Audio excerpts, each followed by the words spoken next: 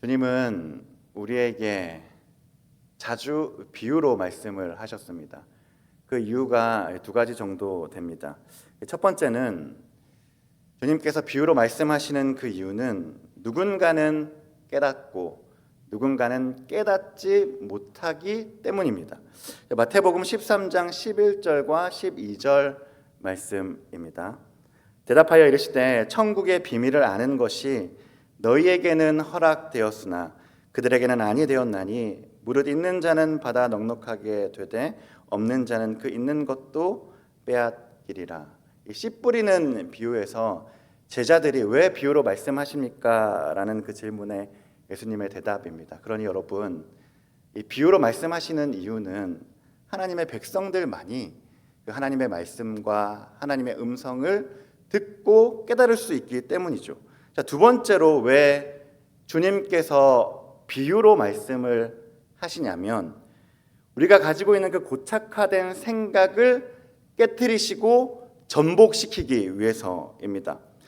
여러분, 사람들은요 정말로 잘 변하지 않습니다. 우리가 가지고 살아가는 이 삶의 방식과 생각들이 정말로 쉽게 바뀌지 않습니다.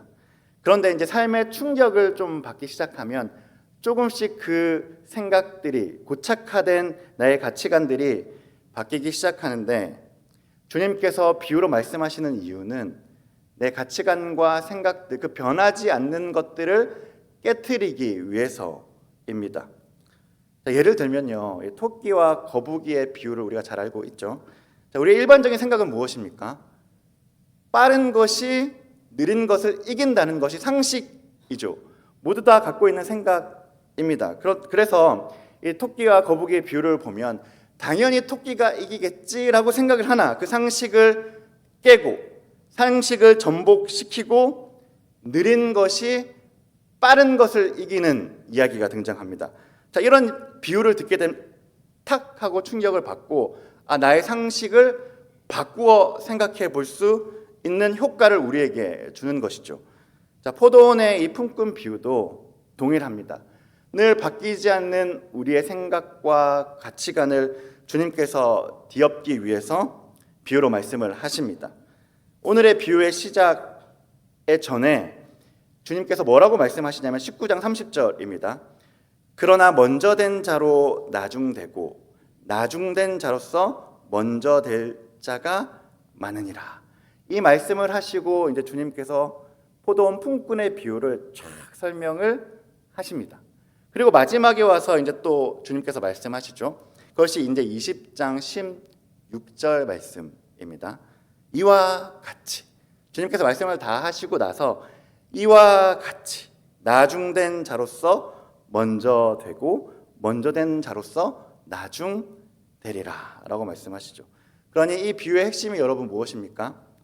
먼저 된 자가 나중 된다는 것이죠. 그리고 나중 된 자가 먼저 된다는 것입니다. 여러분, 그런데 우리의 삶의 원리는 어떠합니까? 우리의 삶의 원리는 상식은 당연히도 먼저 된 자가 먼저 돼야죠. 나중 된 자는 당연히도 나중에 왔으니 나중 돼야 하는 것입니다. 그러니 그것이 당연한 상식이고 당연한 원리입니다. 먼저 와서 일을 하고 있으면 당연히 오래되었으면 온 지가 오래되었으면 합당한 삭슬 받아야 합니다. 대우받는 것이 당연히 합당합니다. 이것이 합리적이죠. 이것이 너무나 상식적인 이야기입니다. 그래서 우리는 늘 이런 원리로 살아갑니다. 그런데 지금 주님께서 비유로 우리가 가지고 있는 삶의 방식들을 깨트리고 우리가 가지고 있는 당연한 원리들을 이 비유로서 지금 깨트리십니다. 여러분, 사람은 정말로 잘 변하지가 않습니다. 교회 와서도요, 우리가 예배를 드린다고 하면서도요, 기도를 한다고 하면서도 결국 삶의 가치관들은 늘 살아왔던 방식 그대로 살아갑니다. 모습은 교회를 다니는 사람이지만 세상 사람들의 삶의 방식과 원리와 다르지 않는 삶을 우리가 살아갑니다. 그러니 주님께서 지금 이 비유로 우리에게 말씀하시는 목적이 무엇이냐면 단순히 교회만 오는 것이 중요한 것이 아니라 너희가 가지고 있는 삶의 방식과 원리들도 깨트려야 한다는 것을 우리에게 알려주는 것이죠. 그래서 우리가 이제 보아야 할 것이 무엇이냐면 하나님의 포도원이 어떻게 운영되고 있는가를 보아야 합니다. 왜냐하면 이 포도원의 운영 방식이 하나님이 우리가 살아가야 하는 삶의 방식으로 변환되어야 하는 원리이기 때문입니다.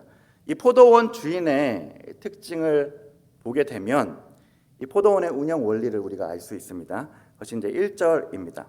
천국은 마치 품꾼을 얻어 포도원에 들여보내려고 이른 아침에 나간 집주인과 같으니. 여러분, 이 비유의 시작을 천국은 마치라고 말하며 시작하고 있습니다. 그러니 지금 이 비유의 핵심은 단순히 포도원을 어떻게 운영할까를 이야기하는 것이 아니라 천국의 운영 원리에 대해서 이야기를 하고 있는 것이죠. 천국이라 생각하면 여러분 늘 우리가 내세에 가는 것이라고 생각을 하지만 이 마태복음에서 천국은 하나님이 우리와 함께 하시며 우리를 통치하는 곳입니다. 그러니 우리는 생과 사를 구분짓고 죽은 이후에 가는 것을 천국이라 생각하나 그러나 지금 이 마태복음에서 하는 천국은 지금이죠. 생과 사를 구분짓지 않죠. 하나님이 우리와 함께 하시며 우리를 통치하는 곳입니다. 그러니 오늘날의 교회가 될 것이고요. 그리고 성령과 함께하는 내 자신이 천국, 하나님 나라가 되어야 하는 것입니다.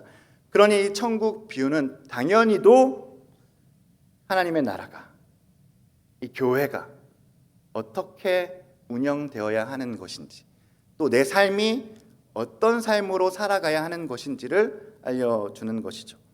자, 그러면 여러분, 세상이 어떤 원리로 돌아가는지 생각을 해봅시다. 여러분, 우리가 이 카페를 운영한다고 한번 생각을 해봅시다. 이 카페에 한 달 매출이 1,000만 원입니다. 근데 고정적으로 들어가는 비용이 있지 않습니까? 임대비, 재료비, 세금, 기타 등등해서 고정비가 한 400만 원 들어간다고 여러분 생각을 한번 해봅시다. 그러면 얼마가 남습니까? 600만 원이 남죠. 600만 원으로 이윤을 내야 하잖아요. 600만 원으로 이윤을 내야 하는데, 그렇다면 여러분 이 카페 직원으로 몇 명을 사용하시겠습니까? 카페 직원 월급이 200만 원으로 친다면 몇 명을 사용하시겠습니까? 나는 돈 안 가져가도 된다. 그리고 청년들 우리 힘드니까 한 3명, 4명 고용해서 내가 카페를 운영하겠다 하시는 분 있습니까? 그럼 마이너스가 나지 않습니까? 그런 방식으로 카페를 운영하는 사람이 아무도 없죠. 그건 바보 같은 행동입니다. 내가 이윤을 남기기 위해서는 이 600만 원 중에서 이윤을 남겨야 하기 때문에 1명이나 2명 정도를 사용해야지만 이 카페를 운영할 수 있는 것이죠. 그래서 이 카페의 운영 목적이 무엇입니까? 이윤을 남기는 것이죠. 합리적으로 정확하게 계산을 한 다음에 이익을 내는 것이 카페의 운영 목적입니다. 여러분, 이것이요 세상이 돌아가는 작동의 원리입니다.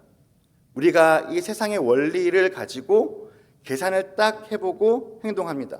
단순히 카페를 운영하는 것만 그런 것이 아니라요, 나의 삶의 전 영역에서 이윤을 남기고 이익을 남기기 위해서 관계를 맺고, 직장에서도 동일하며 심지어 교회 안에서도 예배를 드리나 기도를 하나 말씀을 들으나 늘 이런 삶의 세상의 원리들로 교회에서도 관계를 맺습니다. 그런데 여러분, 이 포도원 품꾼의 주인은 이 세상의 방식과 전혀 다른 방식으로 포도원을 운영하고 있습니다. 포도원 주인이 이제 포도원 품꾼들을 찾기 시작합니다. 이 두 번째로 부른 품꾼이 제3시에 부르러 나갔으니까 거기에 이제 6을 더하면 오늘날 우리 대한민국의 시간입니다. 그러니까 제3시에 찾아서 나간 시간이 오전 9시죠. 근데 그 앞에 더 이른 시간에 찾으러 나간 사람이 있으니, 낮은 시간이 있으니 아마도 처음으로 나간 시간은 오전 6시쯤일 것입니다. 그리고 그 다음에 나간 시간이 오전 9시, 그리고 정오 12시, 그 다음에 오후 3시, 그리고 이제 문 닫는 시간이 언제냐면 6시에 문을 닫아요. 그러니까 6시 전에 5시에 또 마지막으로 찾으러 나갑니다. 여러분, 포도원 주인이라면 사람들을 그렇게 찾겠습니까? 제가 만약에 포도원 주인이라면요, 절대 사람들 그렇게 찾지 않습니다. 가장 이른 시간인 이 오전 6시와 오후 9시에 사람들을 다 찾아가지고 그 다음에 저녁 6시까지 제가 일을 시킬 것 같습니다. 그래야지 가장 많은 이윤을 남기지 않겠습니까? 최대한 양보를 해도 정오 12시까지만 사람을 한번 찾아보고 그 이후에는 제가 사람을 찾지 않을 것 같습니다. 그러니 여러분, 일을 마치는 6시에 일을 마치는데 오후 5시에 들어와가지고 얼마나 더 많은 일을 할 수 있겠습니까?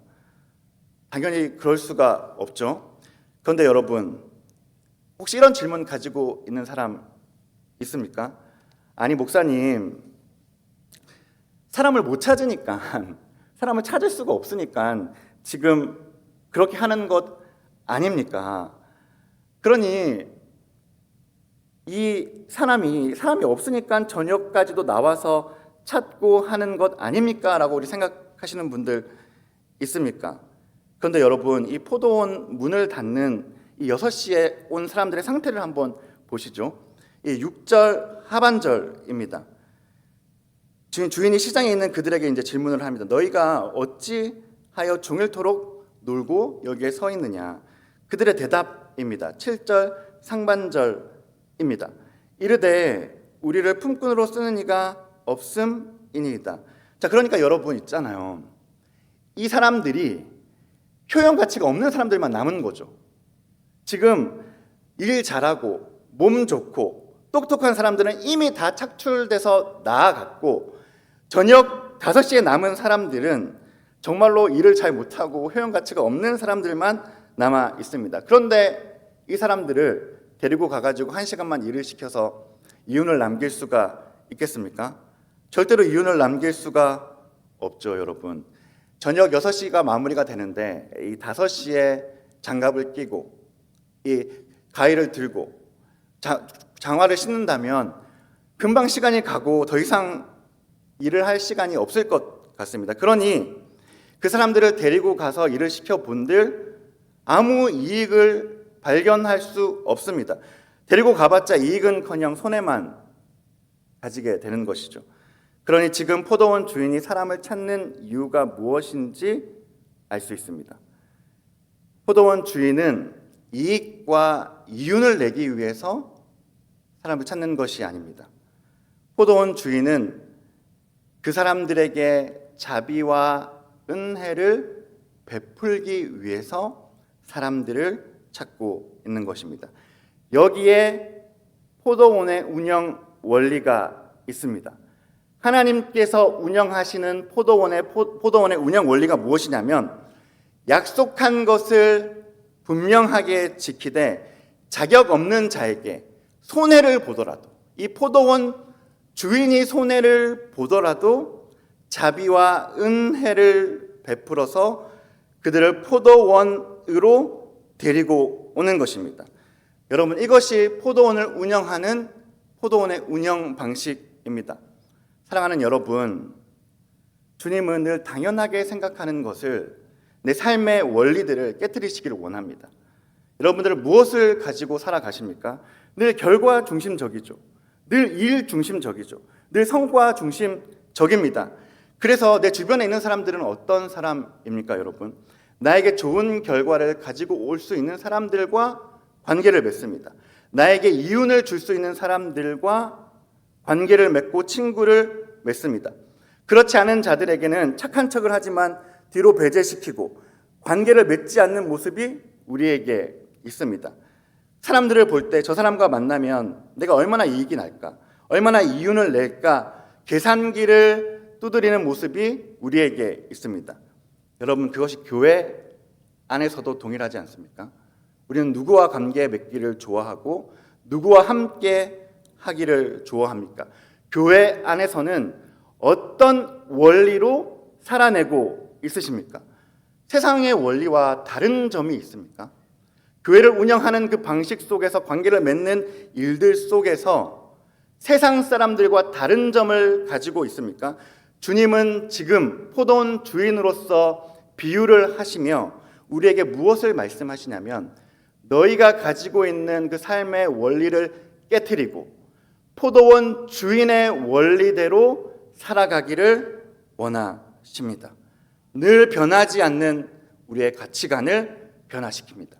그냥 교회만 오는 것으로 만족하지 말고 너희의 생각과 가치관, 원리들을 다 깨트리고 부수시기를 원하십니다. 그런 우리의 모습이 되기를 바랍니다. 그래서 우리는 늘 변해야 합니다. 그런데 잘 변하지 못하는 것이 우리입니다. 그래서 두 번째로 볼 것은 이 먼저 된 자들의 변하지 않는 모습입니다. 이 모습이 사실은 우리의 모습이기도 합니다. 먼저 된 자들의 모습은 이 하나님의 포도원 주인의 운영 원리를 전혀 받아들이지 못하고 오히려 그것을 악하고 잘못됐다고 말을 합니다. 하나님 나라에 들어왔다고 이제 생각을 하면 하나님 나라에 들어왔지 않습니까? 생각을 하면서도 여전히 주인의 관점으로 사는 것이 아니라 자신의 관점으로 살아가고 있는 자들입니다. 그것이 먼저 온 자들입니다. 포도원에 일할 시간이 끝이 나고 이제 임금을 지불할 시간이 되었습니다. 주인은 이제 청지기에게 말하여서 나중 온 자부터 먼저 온 자까지 각각 삭슬 주라고 말을 합니다. 그리고 가장 나중에 온 자에게 얼마를 주냐면 한 데나리온을 줍니다. 그러니 이 먼저 온 자가 그 모습을 보면서 이제 생각을 합니다. 뭐라고 말하냐면 내가 당연히 저자 나중 온 자보다 많이 받겠지라는 생각을 합니다. 제가 상상해서 말하는 게 아니라 성경 말씀에 다 있는 말입니다.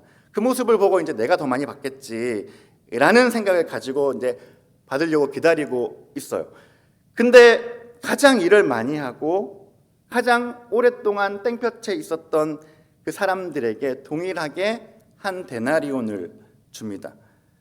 이것을 겪은 그 먼저 온 자가 엄청나게 화가 났습니다. 그것이 11절과 12절입니다. 집주인을 원망하여 이르되 나중 온 이 사람들은 1시간밖에 일하지 아니하였거늘 그들을 종일 수고하며 더위를 견딘 우리와 같게 하였나이다. 먼저 온 자들이 화가 난 이유가 여러분 무엇입니까? 내가 분명히 나중 온 자보다 일을 많이 했는데 정당한 대우를 받지 못했다는 것입니다.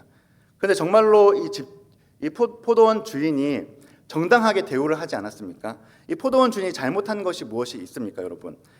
주인은 이 포도원의 운영 방식에 따라서 약속한 대로 약속한 것을 주었고, 그리고 그 자비롭고 은혜로운 포도원 주인의 마음에 따라서 자격 없는 자에게 선과 은혜와 자비를 베풀었습니다. 잘못한 것이 하나도 없습니다. 13절입니다. 주인이 그 중에 한 사람에게 대답하여 이르되 친구여 내가 내게 잘못한 것이 없노라. 네가 나와 한 데나리온의 약속을 하지 아니하였느냐. 15절입니다. 내 것을 가지고 내 뜻대로 할 것이 아니냐. 내가 선함으로 네가 악하게 보느냐. 먼저 온 자가 화가 나고 억울하고 열이 받은 이유가 여러분 무엇입니까?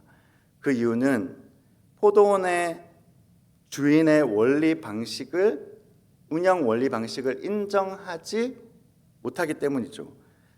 이 먼저 온 자의 생각은 은혜와 자비로 포도원을 운영하면 안 된다고 생각을 하고 있죠.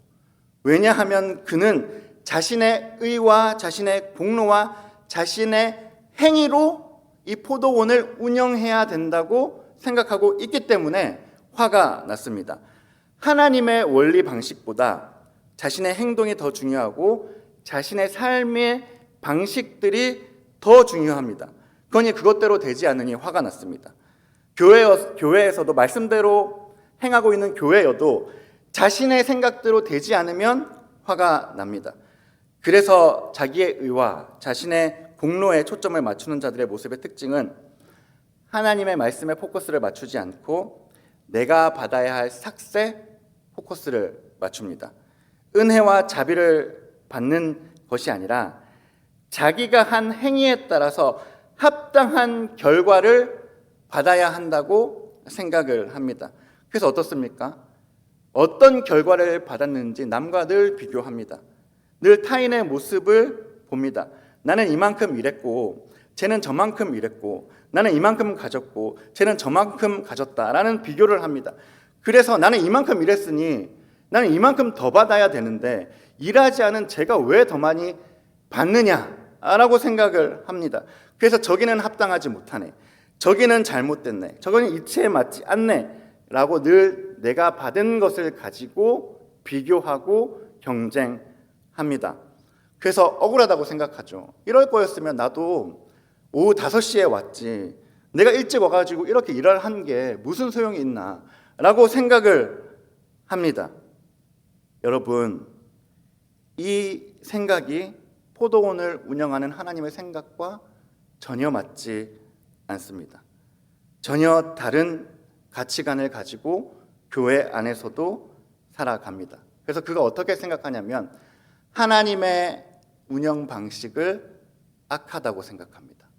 자격 없는 자에게 자비와 은혜를 베푸는 하나님의 사랑을 잘못됐다고 생각을 합니다.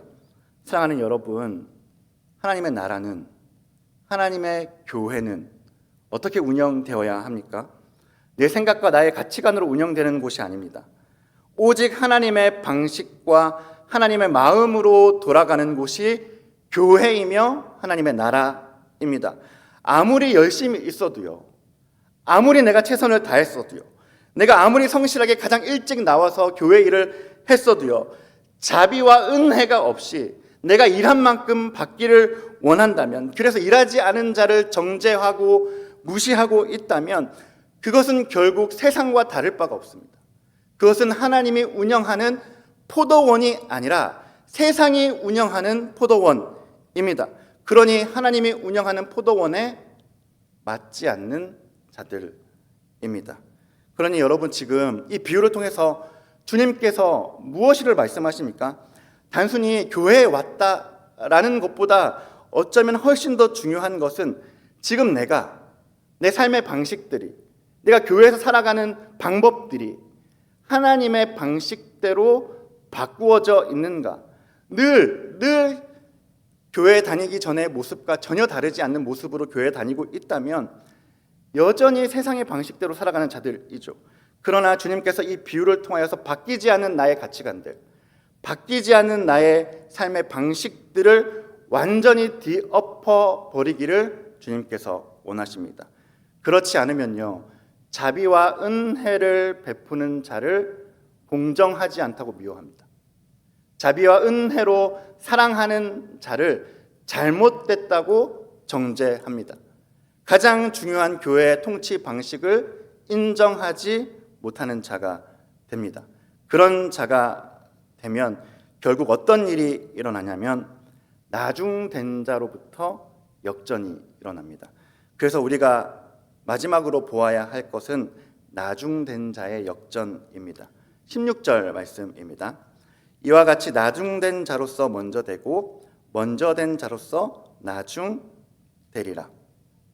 여러분, 이 포도원 품꾼의 비유는 단순히 도덕적이고 윤리적인 메시지를 전달하는 것이 아닙니다. 그렇게 살면 삶이 더 윤택해지고 괜찮아진다는 이야기를 하는 것이 아닙니다. 천국에 관한 비유이며 천국을 소유한 자가 살아가는 삶의 방식입니다. 그러니 하나님의 백성이라면, 구원을 받은 하나님의 자녀라면 너무나도 당연하게 이 방식대로 살아가야 하는 것입니다. 자, 이 가장 나중된 자들을 부르는 모습을 보면 다른 점이 하나 있습니다. 아침 일찍 부른 자들에게는요, 다 무엇을 말씀하시냐면 삭새에 관한 이야기를 다 합니다. 그리고 가장 이른 아침에 부른 품꾼에게도 한 데나리오를 준다고 약속하셨고, 그 다음에 온 자의 3절에도 그 다음에 온 자에게도 내가 상당한 양을 주겠다라고 말씀을 하십니다. 그런데 여러분, 가장 마지막에 부른 자들에게는요, 그 삭새에 관한 이야기를 하지 않습니다. 그것이 7절입니다. 이르되 우리를 품꾼으로 쓰는 이가 없음이니이다. 이르되 너희도 포도원에 들어가라 하니라. 주님, 아무도 우리를 품꾼으로 쓰지 않습니다. 우리는 쓸모가 없고 자격도 없는 자입니다 라고 고백하는 그 자들에게 주님이 삭스를 말씀하지 않아요. 내가 너에게 얼마를 주겠다라고 말씀하지 않습니다. 성과를 내면 내가 너에게 얼마나 주겠다라고 말씀하지 않고 그저 자격 없는 그들에게, 아무도 찾지 않는 그들에게, 아무도 쓰지 않는 그들에게 주인이 너희도 포도원에 들어가라 라고 말씀합니다. 그러니 마지막에 들어간 그 나중된 자들은 보상을 생각하지 않죠. 보상에 집중하지 않죠. 내가 얼마를 받는가에 집중하지 않습니다. 무엇에 집중하냐면 그저 쓸모없는 나에게 자비를 베푸시고 은혜를 베풀어주는 그 포도원의 주인에게 감사하며 포도원으로 들어가고 있는 거죠.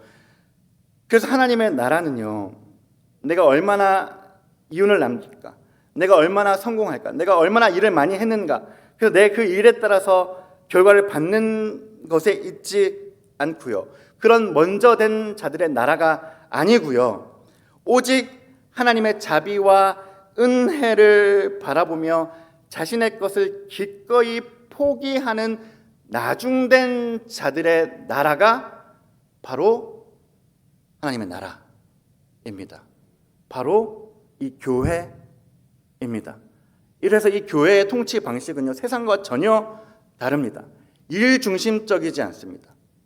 자비와 은혜를 가지고 자격 없는 자를 용서하고 받아주는 공동체입니다.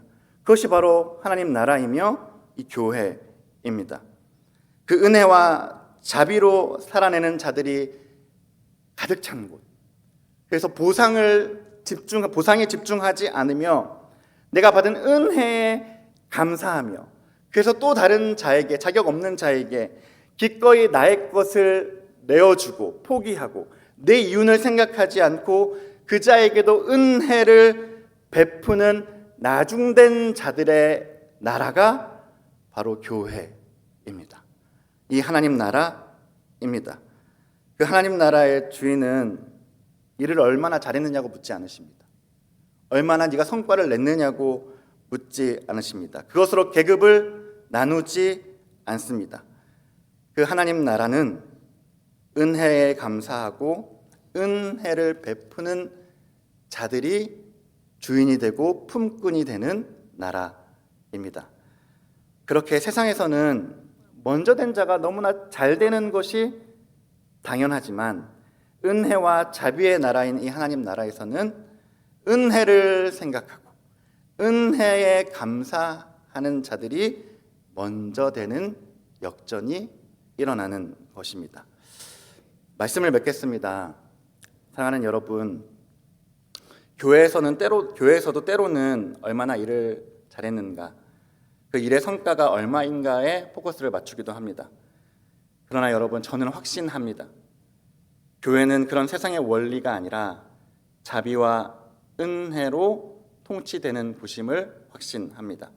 그리고 그 자비와 은혜가 살아날 때 죽어있던 생명이 살아나고 우리의 삶도 변화가 되는 것입니다. 여러분, 포도원 주인 하나님이 세상의 원리를 가지고 그 포도원을 운영했다면, 합리적인 방식으로 그 포도원을 운영했다면 우리 중에 포도원에 들어갈 사람이 있겠습니까? 하나님이 포도원의 품꾼들을 들이시기 위해서 왜 자신의 것을 포기해야 합니까? 하나님께서 포도원의 품꾼들을 들이기 위해서 왜 자신의 것을 손해봐야 합니까? 왜 자신의 아들을 포기하면서까지 우리를 왜 포도원에 들이셔야 합니까? 그럴 이유가 전혀 없으시죠. 그냥 우리의 행위대로 결산하면 됩니다. 우리의 모습대로 결산하면 됩니다. 그냥 상식대로, 합리적으로 그렇게 포도원 품꾼들을 들이시면 됩니다. 그러면 우리 중에 들어갈 사람이 누가 있겠습니까? 합리적이고 세상의 상식대로 포도원에 품꾼들을 들인다면 우리 중에 들어갈 자가 누가 있겠습니까? 그러나 하나님께서는 자신의 아들을 내어주는 손해를 감수하면서까지 포도원의 품꾼들을 들이십니다. 왜냐하면 은혜와 자비만이 자신들의 백성들을 포도원으로 불러들일 수 있기 때문입니다. 사랑하는 여러분, 우리는 그런 자비와 은혜를 베푸는 포도원 주인에게 부르심을 받았습니다. 그렇다면 지금까지 살아오는 내 삶의 방식들은 이제 내려놔야 합니다. 지금까지 나를 지배하고 있었던 세상의 가치관과 원리들은 내려놔야 합니다. 이익과 이윤을 추구하는 나의 삶의 방식들을 내려놓고 수많은 관계들 속에서 자비와 은혜를 베풀어야 합니다. 그것이 교회 안에서 성령께서 우리와 함께 하시며 교회를 통치하는 방식입니다. 세상은 그 모습을 보고 무엇을 보겠습니까? 천국을 보는 것이죠. 하늘에 있는 하나님의 그 나라를 이 땅 가운데서 발견하고 보게 되는 것이죠. 그래서 교회는 하나님 나라이며 하늘나라, 천국인 것이죠. 사랑하는 여러분, 세상에서는 볼 수 없는 그 천국을 살아내는 우리 교회가 되기를 소망합니다. 우리 다 함께 찬양